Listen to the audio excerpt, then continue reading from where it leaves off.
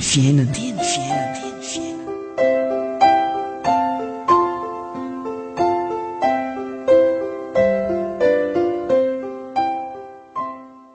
Dia niainga izy ka nankany amin-drainy, fa raha mbola lavitra izy dia tazan-drainy, ary onena azy izy ka nihazakazaka dia namihina ny vozony sady nanoroka azy. Amen. Lioka 5:20 ny 9:20.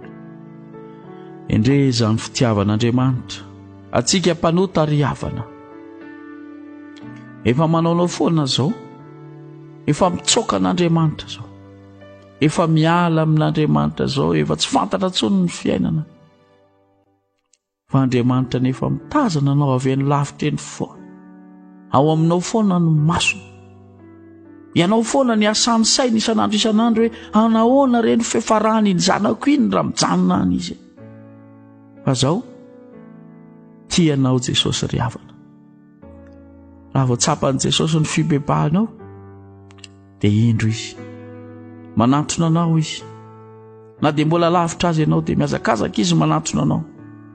Ianao sy ny fahotanao, ianao sy ny lotonao, ianao sy ny avy rehetra pahotanao, maimbo ny fahotana, maimbo n'izao tontolo izao, fihinan'Andriamanitra mitana ny feno fitiavana.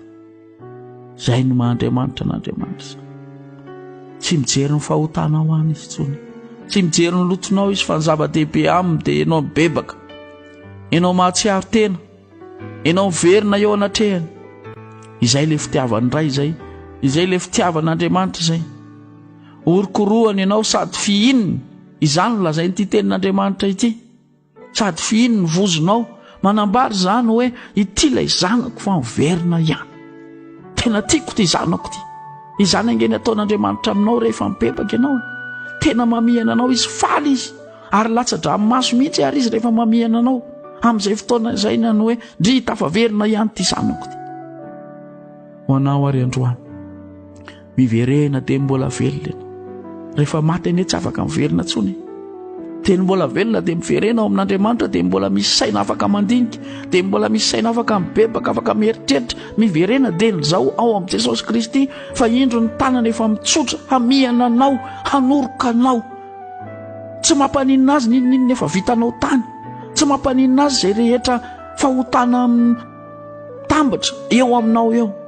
Na avy tahaka ny ninona ary mitohy amin'ny avony lanitra aza ny vitanao, dia tsy mampaninina izany rehefa verina amin'ny fotsiny ianao, dia izay ny zava-dehibe. Amindra fo aminao indray izy. Ny famihinana ianao sy ny fanondroana ianao dia efa manambara hoe voavela ny aiko. Izany ny fitiavan'Andriamanitra anao. Miverena ary sasa-piodina, fa indry Jesosy mandray anao. Amen.